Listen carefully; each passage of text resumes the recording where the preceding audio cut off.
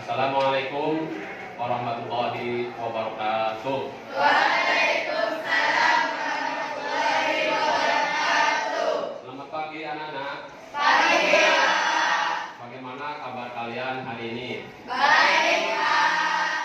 Alhamdulillah kabar kalian semuanya dalam keadaan baik ya. Sebelum Pak Guru melanjutkan pembelajaran pada hari ini yaitu tentang fikih bab Thaharah, sebelumnya kita berdoa dulu dipimpin oleh ketua kelas. Silakan. Doa. Bismillahirrahmanirrahim.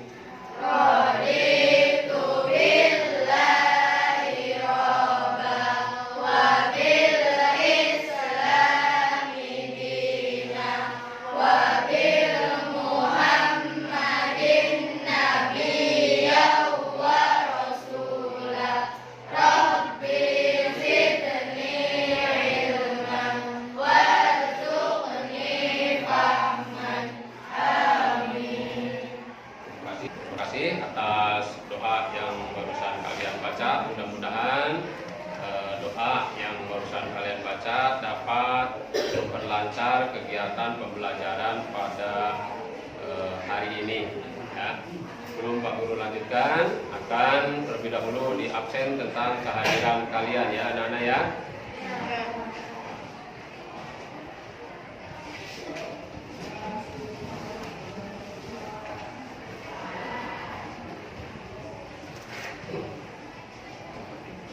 Alga Febi Riana Wiha Sintiani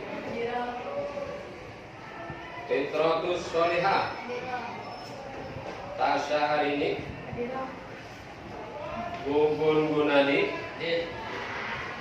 Anggun Mawar. Bila hari ini ada yang sakit? Ada ya. Kalau ada, mari kita doakan yang sakit mudah-mudahan oleh Allah Subhanahu wa taala diberi kesembuhan supaya pelajaran yang berikutnya atau di hari-hari kemudian nanti yang sakit bisa berangkat kembali. Ya. Baik, anak-anakku, pembelajaran pada hari ini yaitu tentang Thaharah. Ya. Tapi sebelumnya Pak Guru kemarin sudah menge-share materi tentang Thaharah kepada kalian lewat Classroom. Apakah kalian sudah mempelajari atau sudah membacanya? Sudah. Ya, bagus, berarti kalian anak yang pandai, ya, anak yang rajin. Malam-malamnya bisa belajar, ya. Oke, untuk Pak Guru akan mengetes, ya, kepada kalian terhadap materi yang telah Pak Guru sampaikan sejauh mana tentang pemahaman kalian tentang Thaharah. Ya. Elga Febriana, coba ya, Pak Guru tanya, apakah yang dimaksud dengan pengertian secara Thaharah? Ya, secara bahasa. Thaharah menurut bahasa yaitu bersih dan suci dari segala kotoran. Ya, bagus. Semalu belajar ya. Ya, anak yang rajin ya, belajar ya. Oke. Yang kedua, Wiha Sintiani, coba jawab pertanyaan Pak Guru. Apakah yang dimaksud dengan pengertian Thaharah menurut istilah? Thaharah menurut istilah yaitu bersuci dari hadas, baik hadas kecil maupun hadas besar, dan bersuci dari najis yang ada di badan, pakaian, tempat, dan benda-benda yang menempel di badan. Ya, bagus. Semalam belajar juga ya? Ya, artinya bisa menjawab terus. Ya, anak Pak Guru pinter-pinter ya. Yang ketiga, coba ini tes yang ketiga. Coba sebutkan dalil tentang toharoh fitratus sholihah. Dalil tentang taharah ada di dalam Al-Quran surat Al-Baqarah ayat 222 yang berbunyi Bismillahirrahmanirrahim. Innallaha yuhibbut tawwabina wa yuhibbul mutatahhirin. Yang artinya sesungguhnya Allah menyukai orang-orang yang bertaubat dan menyukai orang-orang yang mensucikan diri. Ya, ini kalau sholihah kalau malam selalu baca Quran ya. Iya, Pak. Kelihatan tadi bacanya fasih, ya benar, dan suaranya juga merdu ya. Oke, itu adalah tes ya. Kalian sudah bisa menjawabnya, nanti kalian jadi anak-anak yang pinter ya semuanya. Baik anak-anakku, materi pada kesempatan ini akan Bapak lanjutkan masih berkenaan dengan toharoh ya. Toharoh belum Pak Guru lanjutkan. Coba kalian amati gambar yang ada di papan tulis ya. Apa ini gambar apa? Keran, air, tangan, lagi melakukan apa? Wudu itu termasuk diantaranya dari toharoh ya. Toharoh itu diantaranya adalah berwudu ya. Ini ada apa namanya, keran, ada air yang mengalir, ini tangan sedang melakukan wudu ya, dimana wudu itu adalah merupakan salah satu untuk menghilangkan hadas kecil. Di samping selain wudu apa? Menghilangkan hadas kecil dengan cara apa? Selain wudu, tayamum ya. Jadi ini adalah proses bersuci ya, berwudu dan tayamum ya. Kalau selagi ada air, maka kita gunakanlah dengan berwudu ketika kita mau sholat ya, ketika kita mau baca Quran ya, diantaranya harus berwudu. Tapi ketika tidak ada air ya, musim kemarau ya, maka langkah yang harus dilakukan yaitu dengan cara bertayamum menggunakan debu ya, menggunakan debu yang suci ya. Nah, untuk selanjutnya ya, pengertian toharoh ya, Bapak Guru bahas kembali ya, toharoh ya. Jadi sini ada toharoh itu berasal dari bahasa Arab ya, yang secara bahasa toharoh itu artinya adalah bersih dan suci dari segala kotoran ya. Sedangkan menurut istilah bersuci adalah toharoh, menurut istilah adalah bersuci dari hadas, baik hadas besar ataupun hadas kecil, dan bersuci dari najis yang ada di badan, pakaian, tempat, dan benda-benda yang menempel di badan ya. Untuk selanjutnya yaitu toharoh terbagi menjadi dua ya. Yang pertama adalah toharoh hadas, yang kedua adalah toharoh khobas atau kotoran. Toharoh hadas ialah membersihkan dengan cara melaksanakan wudu, mandi, dan bertayamum sebagai gantinya air ya. Itu adalah hadas, pengertian hadas ya.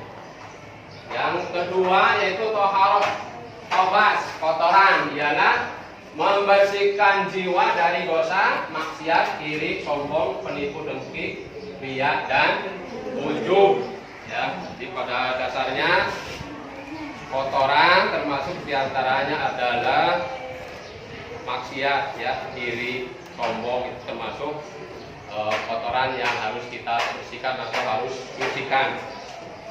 Ya. Kemudian selanjutnya Pak Guru akan menerangkan tentang pengertian najis. Kedua, macam-macam najis.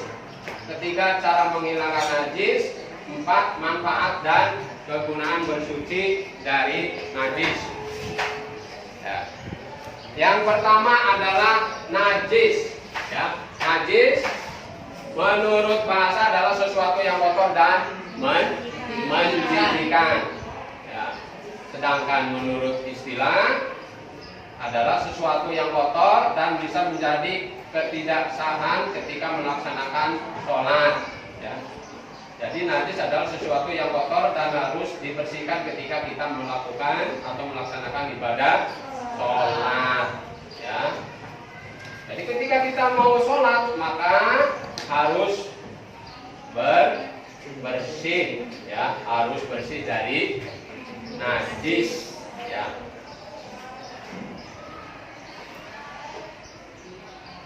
Selanjutnya adalah macam-macam najis, ya. Kita tahu najis itu ada berapa?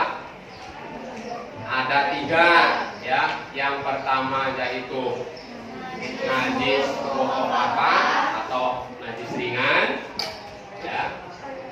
Najis mukhafafah itu maksudnya apa? Yaitu air kencing bayi laki-laki yang belum berumur 2 tahun, ya, belum pernah makan apapun kecuali air susu ibu, ya. Ingat, di sini harus digarisbawahi ini adalah bayi laki-laki, ya. Kalau bayinya perempuan maka tidak termasuk, ya. Di sini ada kekhususan yaitu bayinya laki-laki, ya, yang belum berumur 2 tahun, belum makan apapun kecuali ASI, ya, air ibu, ya. Yang kedua yaitu najis mutawasito, ya. Maksudnya apa, Pak? Maksudnya adalah najis sedang, adalah sesuatu yang keluar dari kubur dan dubur, ya, kecuali air mani dan barang cair yang memabukkan susu hewan yang tidak halal dimakan, kecuali bangkai manusia, belalang dan ikan, ya. Itu adalah. Jadi dalam setiap hari kita itu pasti berhubungan dengan kotoran, ya. Dalam setiap hari kita pasti berhubungan dengan kotoran, ya. Kotoran yang ada dalam diri kita itu bisa melalui apa? PAP, ya, kencing, ya, itu adalah kotoran, ya, yang ada di dalam badan, ya, tempat maupun pakaian, ya. Yang ketiga adalah najis mughaladhah, ya. Najis mughaladhah ini maksudnya adalah najis berat. Nah, yang tergolong najis berat ini adalah contohnya adalah air liur anjing dan babi, ya, air liur anjing dan babi. Nah, itu adalah macam-macam najis, ya. Ada berapa macam-macam najis?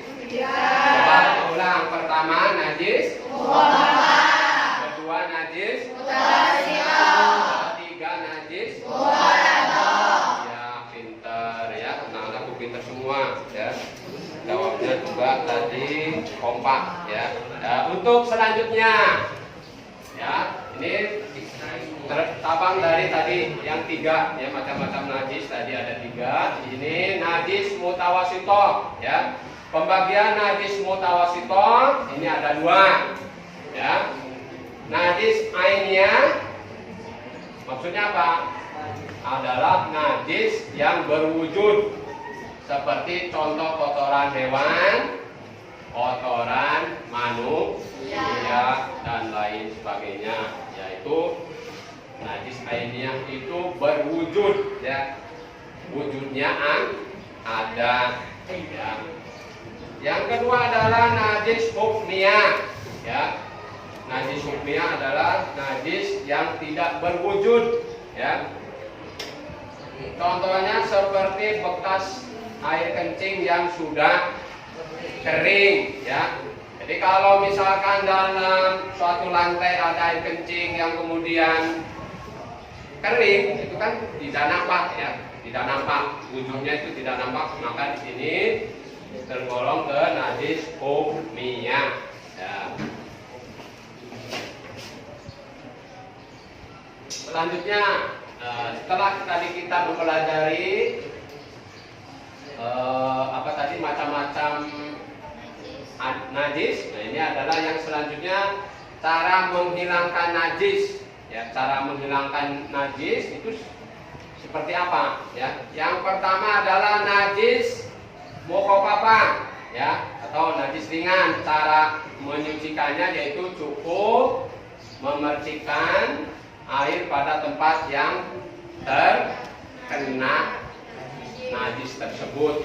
Ya, misalkan, ya, ada ibu menggendong bayi, misalkan, ya, tiba-tiba ketika digendong itu pipis atau kencing, ya, maka benda atau apa namanya, benda yang kena najisnya itu ketika mau disuci itu cukup dengan cara menyucikannya itu dengan memercikan air, ya, tidak usah dibilas, ya, tidak usah dibilas, tidak usah apalagi dibilas dengan menggunakan sabun, ya. Yang kedua yaitu najis mutawassithah, ya. Cara menyucikannya dibasuh sekali asal sifat najisnya sudah hilang. Apa saja yang hilang? Yaitu pertama adalah warna, bau, dan rasa. Ketiga sifat itu harus hilang. Berarti kalau ketiga sifat itu hilang maka sudah bersih. Atau boleh juga dengan 3 kali basuhan atau cucian. Ya. Yang ketiga yaitu najis mughaladhah. Najis mughaladhah itu adalah najis berat. Ya. Nah, najis berat. Cara menyucikannya yaitu wajib dibasuh 7 kali. Ya. Salah satunya yaitu dengan menggunakan air yang bercampur dengan tanah, ya, ya, pokoknya mau di awal atau di tengah-tengah atau di akhir itu yang penting ketika 7 basuhan itu harus ada salah satunya yang menggunakan air yang bercampur dengan tanah, ya. Mungkin kalian ada yang pernah terkena air liur anjing atau babi di sini? Belum pernah, ya. Berarti kalian belum pernah. Kalau belum pernah berarti belum pernah praktek, ya, cara menghilangkan, ya. Kalau di daerah-daerah yang lain itu banyak babi atau anjing, ya. Karena di sekitar kita tidak ada, ya, sehingga kalian belum pernah yang namanya cara menyucikan najis mughaladhah, ya. Selanjutnya adalah manfaat suci dari najis. Ya, jadi ketika kita suci dari najis maka ada manfaat, ya, yang bisa diambil untuk kita. Yang pertama yaitu baik untuk kesehatan jasmani, ya. Yang kedua adalah baik untuk kesehatan rohani. Yang ketiga adalah baik untuk sikap dan berakhlakul karimah, ya. Kalau kita suci dari najis. Ini juga tadi macam-macam materi, ya. Oke. Untuk selanjutnya adalah Pak Guru tadi sudah menyampaikan materi berkaitan dengan najis, macam-macam najis dan cara menyucikannya, ya. Oke. Setelah Pak Guru menerangkan tentang apa yang tadi Pak Guru sudah disampaikan, apakah ada yang bertanya antara kalian? Tidak ada. Ya, baik. Kalau tidak ada, maka Pak Guru yang akan bertanya kepada kalian, ya. Pak Guru nanya, apakah yang dimaksud dengan pengertian najis secara bahasa? Yang bisa ngaco? Ya, siapa namanya? Tasya hari ini. Ya, coba apa? Najis secara bahasa itu apa? Najis secara bahasa yaitu sesuatu yang kotor dan menjijikkan. Ya, bagus. Tentunya kalian sudah memahami apa yang Mbak Guru tadi sampaikan, ya. Terindikasi ketika kalian semuanya bisa atau mampu menjawab pertanyaan yang Pak Guru berikan. Jadi, tujuan pembelajaran pada kesempatan ini yaitu agar kalian bisa mengetahui tentang ketentuan toharoh, ya, macam najis dan cara menyucikannya. Ya. Intinya atau kesimpulan pada materi kesempatan ini itu tentang toharoh. Jadi toharoh ini adalah merupakan suatu hal yang sangat penting ya untuk kita perhatikan karena dalam kehidupan sehari-hari kita tidak terlepas dari kotoran, ya. Maka kita harus bersuci, ya. Dan untuk tugas minggu depan, ya, kalian bisa catat ya soalnya pertanyaan yang nanti Pak Guru berikan kepada kalian ini dikerjakan di rumah, ya. Jadi ketika Pak Guru sudah mulai pelajaran berikutnya kalian sudah bisa menjawab, ya. Siap ya anak-anak ya? Ya. Ya, ditulis ya, soalnya ditulis ya. Nah, tulis ya. Perbedaan cara menyucikan najis. Perbedaan cara menyucikan najis, baik itu najis mukhafafah, najis mutawasito dan najis mubalaghah itu perbedaannya ada di dalam apa ya, di segi apanya perbedaannya ya. Paham ya? Itu adalah tugas minggu depan. Ya. Kalian kerjakan ya anak-anak ya? Iya. Bagus. Baik. Karena pembelajaran mungkin itu pembelajaran toharoh ya yang Bapak dapat sampaikan pada kesempatan ini. Namun terlebih dahulu marilah kita tutup kegiatan pembelajaran pada kesempatan ini dengan membaca hamdalah. Alhamdulillahirabbil alamin. Cukupkan. Wassalamualaikum warahmatullahi wabarakatuh. Waalaikumsalam.